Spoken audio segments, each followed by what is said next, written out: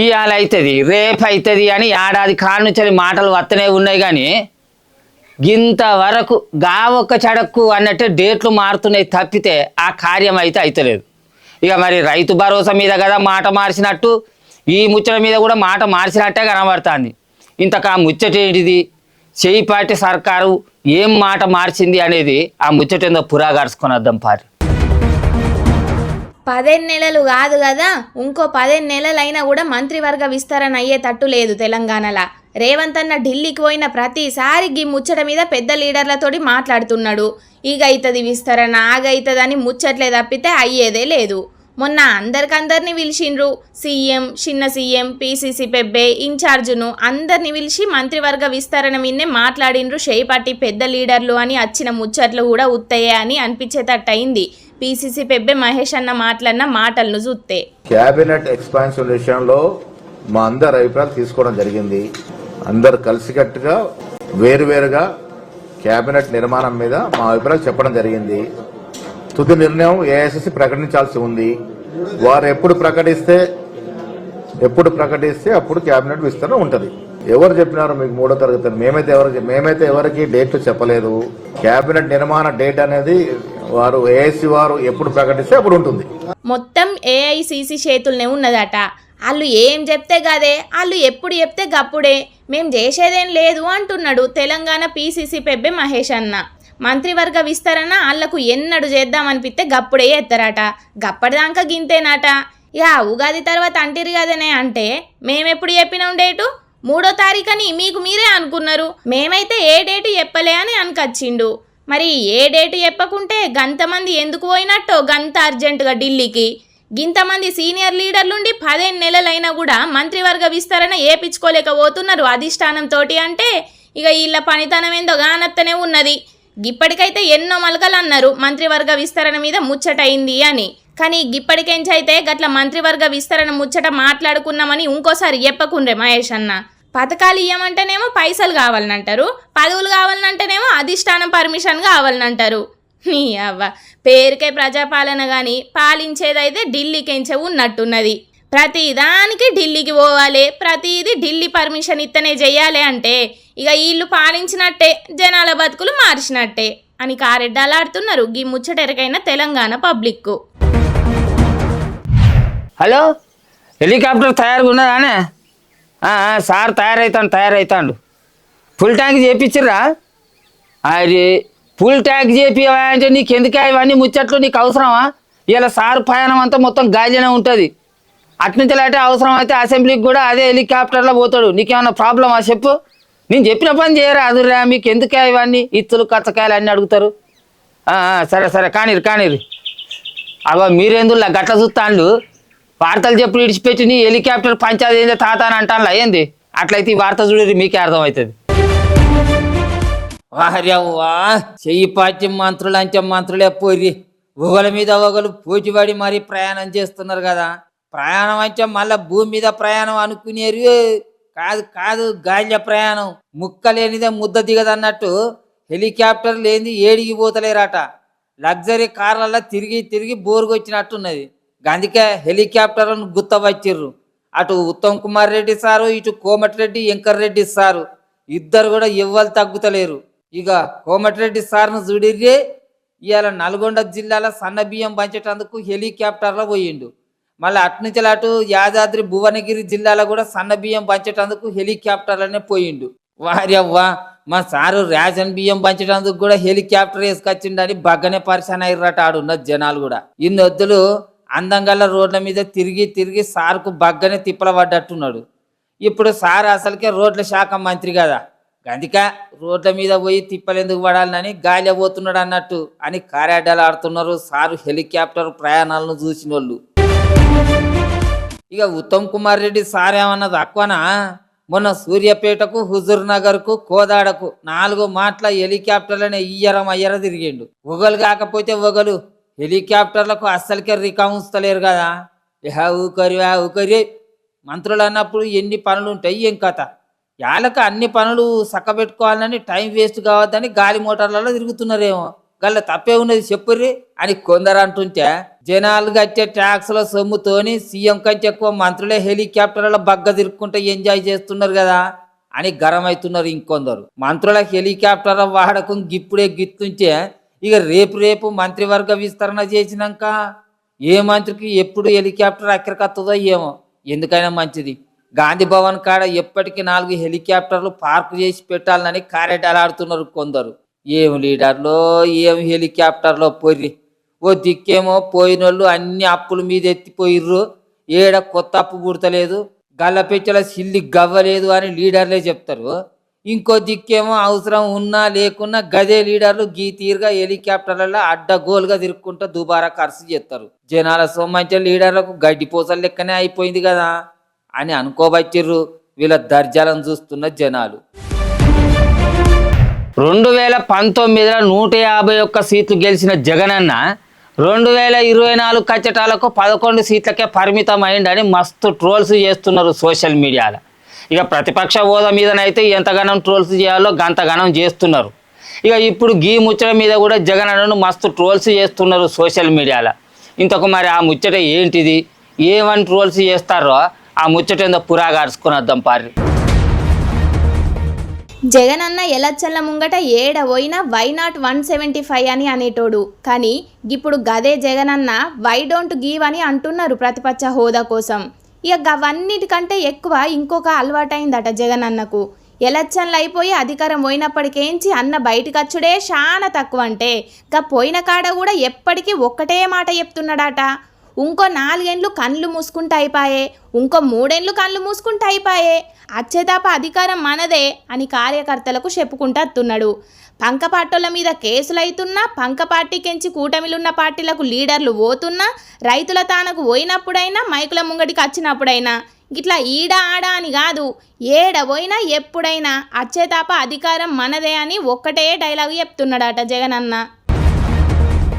తెలంగాణలో కదా షెయ్యి పార్టీకి అనవసరంగా ఓటేసినామని జనాలు అనుకుంటున్నట్టు ఏపీలో కూడా కూటమికి ఎందుకు ఓటేసినామో ఏమో అని మస్తుగా బాధపడుతున్నారు ఏపీ పబ్లిక్ అని అనుకుంటున్నట్టున్నాడు జగనన్న.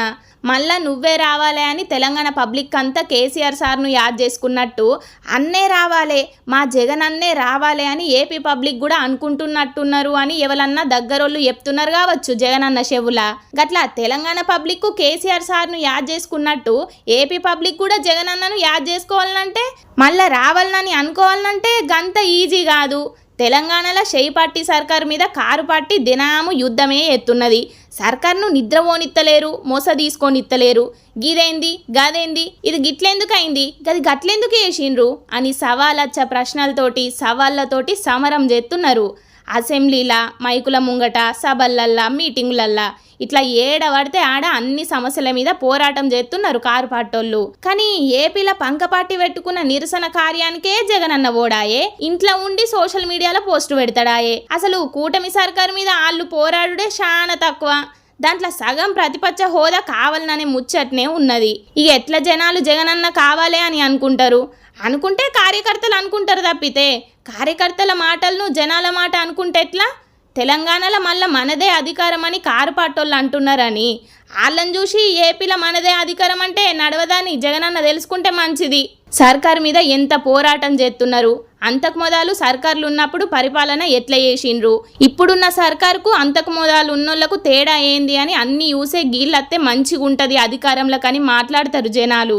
గందుకే కారు పార్టీతోటి పోల్చుకుంటా టైం వేస్ట్ చేసుకోకుండా జనాలకు పోయి సర్కారు మీద జంగు లేపే పనిలా మునుగుతే మంచిగా ఉంటుంది అని పంక పార్టీ జగనన్నకు సలహాలు ఇస్తున్నారట. జగనన్న ఆశ గురించి ఎరుకైన కొందరు రాజకీయ మేధావులు. పబ్లిక్ ఎప్పటిలెక్కన ఇయ్యాల కూడా మీకోసం కొన్ని మంచి మంచి లిల్లిపుట్టు వార్తలు పట్టుకొని వచ్చిన, అవి కూడా ఏంటి చూడాలి కదా. చలో. సోషల్ మీడియాలో ఫేమస్ గానీకి చాలా మంది చిత్రకథలు పడుతుంటారు కదా. ఇక గట్లనే చండీగఢ్లో ఉన్న గీమె కూడా రీల్స్ కోసం ట్రాఫిక్ సిగ్నల్ కాడ డ్యాన్స్లు ఎట్లా చేస్తున్నదో చూడుండ్రో పారి. చౌరస్తల సిగ్నల్ పడ్డదని బండ్లాగితే ఇక మనుషులు తొవ్వదాటే జీబ్రా క్రాసింగ్ లైన్ మీదకి పోయి డ్యాన్సులు చేసుకుంటా సోపతిగాళ్లతోని వీడియోలు తీపించుకున్నదట. గిట్లా మళ్ళీ ఈ వీడియోను సోషల్ మీడియాలో పెట్టే వరకు చూసినోళ్ళు ఎవరో పోలీసు వాళ్ళకి కంప్లైంట్ చేసిండ్రట. ఇక ఎంబటకి ముచ్చట మీద పోలీసు వాళ్ళు సీసీ కెమెరాలను చూసి డ్యాన్స్ చేసిన వాళ్ళ మీద కేసులు కూడా బుకింగ్ చేసిండ్రట. అయితే ఒకల కర్మకు ఇంకోలు బాధ్యులు అన్నట్టు గీమ చేసిన పనికి పోలీసు వాళ్ళు వాళ్ళ ఇంట ఆయనను కొలువులకించి సస్పెండ్ చేసిండ్రట. అగో గీమె రోడ్ల మీద డ్యాన్సులు చేసింది కాబట్టి గీమె మీద పోలీసు వాళ్ళు కేసు పెట్టిండ్రంటే కరెక్టే కానీ వాళ్ళ ఇంట ఆయనను కొలువులకించి ఊడబీకుడైందని పరిశాన్ అవుతున్నారా? గిక్కనే ఉన్నది అసలైన కిటుకు. ఈమె డ్యాన్సులు చేసిన వీడియోలు మొత్తం ఇంటాయన సోషల్ మీడియాలకించి అప్లోడ్ చేసిందట. ఇంకేందిగా పోలీసు వాళ్ళ ఎంక్వైరీలో ఇంటాయన దొరికే వరకు కానిస్టేబుల్ కొలువు చేసే గాయనను కూడా కొలువులకించి సస్పెండ్ చేసిండ్రట పోలీసు వాళ్ళు. నీ రీల్స్ సోకులు పాడుగాను ఫేమస్ గానికి నువ్వు రోడ్ల మీద డ్యాన్సులు చేసుడే కాకుండా నన్ను కూడా రోడ్డు మీదకి ఇడిచినావు కదనే అని పాపం గిమె భర్త ఎంత తిట్టుకుంటున్నాడో పోన్రి. ట్రాఫిక్లో రీల్స్ చేస్తే లైకులు ఎక్కువ వస్తాయని ఆశపడ్డట్టున్నది కానీ ఆఖరుకు భర్త కొలువు కేసరి వచ్చే కథ అయింది అన్నట్టు. చూసిండ్రు కదా పబ్లిక్ లొకేషన్ మంచిగా ఉన్నదని గీడ రీల్స్ చేస్తే లైకులు కామెంట్లు ఎక్కువ వస్తాయని ఏడబడితే ఆడ రీల్స్ చేస్తే మీ మీద కూడా కేసులు అవుతాయి. జర చూసుకోండి మళ్ళా. వాయమ్మనే గీ పాముకేడ జాగ దొరకనట్టే పుట్టల గదా చల్లగా వండుకున్నట్టే స్కూల్ బ్యాగులో అన్నదట. మేడ్చల్ కీసరలలో ఒక పిల్లగాడు బడికి పోయొచ్చినాక బ్యాగును కిటికీకి తలిగేసిండట. ఇక ఎప్పుడు వచ్చిందో ఏందో కానీ ఈ పాము మంచిగా కిటికీ సందులకెంచి వచ్చి బ్యాగులై వచ్చిందట. ఇక పొద్దుగాల ఇంట్లోళ్ళు ఇల్లు ఉడుతుంటే బ్యాగులకెంచి బుస్సు బుస్సు అని సప్పుడు వచ్చే వరకు ఈ స్కూల్ బ్యాగును తీసి చూసిండ్రట. ఇంకేందిగా మంచిగా అందులోకి నాగం బాము బజ్జున్నదట.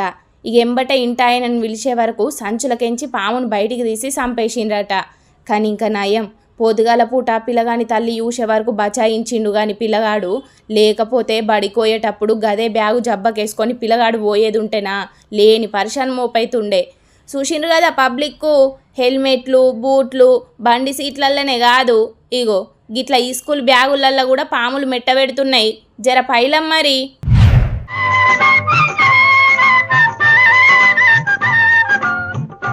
ఎడ్ల బండి మీద ఊరేగింపు ఎత్తున్న గీళ్ళని చూస్తున్నారా?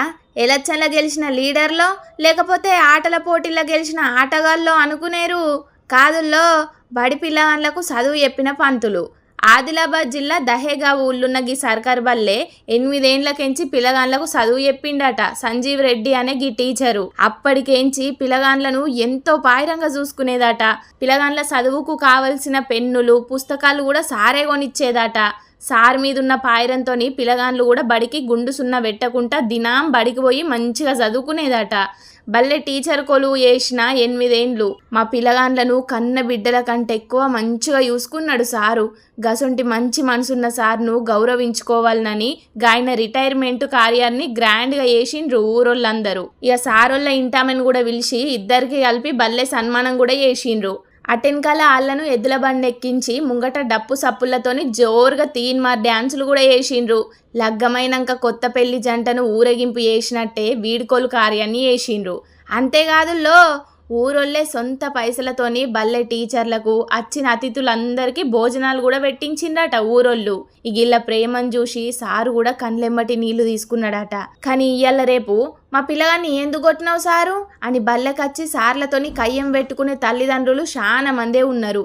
కానీ గురువు ఇలువని తెలుసుకొని సార్ను గీతిరిగా సన్మానం చేసిండ్రంటే ఈ ఊరోళ్ళందరినీ తారీఫ్ చేయాల్సిందేనుల్లా.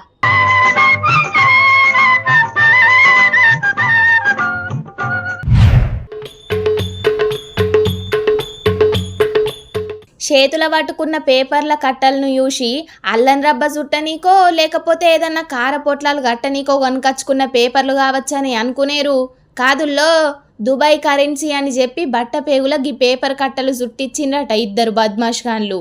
పట్నం కార్వాన్లుంటాడు గీన. ఇక అసలు ముచ్చటైందో ఆయననే చెప్తున్నాడు. ఇనున్ రోపారి. कारवान में दस्ती बेचने वाला आया था, आके मेरे को 50 का नोट करेंसी बताया. अब मेरे को बोला 14 बंडल है बोल के बताया उन्हें. फिर सुबह में मॉर्निंग 8 बजे फ़ोन किया उन्हें मेरे को. किधर अप्पल में रहता हूँ मैं आओ बोल के. तो मैं कारवान से अप्पल को आया. 8 बजे वहाँ से निकला कारवान से. 9 बजे कुछ 11 मिनट को यहाँ पर पिलर नंबर 261 पे मैं उससे मुलाकात किया और करेंसी बताया मेरे को 50 की सऊदी करेंसी. अब टोटल देखे तो 2,80,000 का हो रहा बोल के मेरे को बताया. मैं 1 लाख रुपये लाया था तो नहीं लिया उन्हें. फिर रिटर्न घर को जाके फिर रिटर्न में पैसे लेके आया. मेरी बच्ची की शादी के पैसे थे सर वो. फिर रिटर्न आए बाद में फिर मेरे को क्या करा, 3-3 4-6 कपड़ों में और दस्तियों में लपटे हुए पूरा रोल बने हुआ है। अब मेरे से पैसे ले लिया, ले लेके बोला खोलो नको बोल के बोला, तो मैं जाके आगे जाके खोलो तो गिटियाँ नहीं खोल रहे थे सर।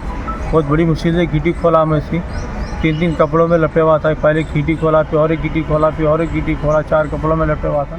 గదన్నట్టు ముచ్చట దస్తీలు అమ్ముకునే బద్మాష్ గాడోగడు నా తాన దుబాయ్ కరెన్సీ ఉన్నాయి, నువ్వు ఇండియన్ కరెన్సీలకు మార్చుకుంటే 6 లక్షల మీదనే పైసలు వస్తాయి, కావాలనంటే చూడని చెప్పి కొన్ని దుబాయ్ కరెన్సీ కాగితాలను గీనకు చూపెట్టిండట. ఇక ఏవేవో మాయమాటలు చెప్పి మొత్తానికి 2,80,000 రూపాయలు ఇస్తే నీకు 6 లక్షలన్నర విలువైన దుబాయ్ కరెన్సీ ఇత్తనని బేరం మాట్లాడుకున్నాడట.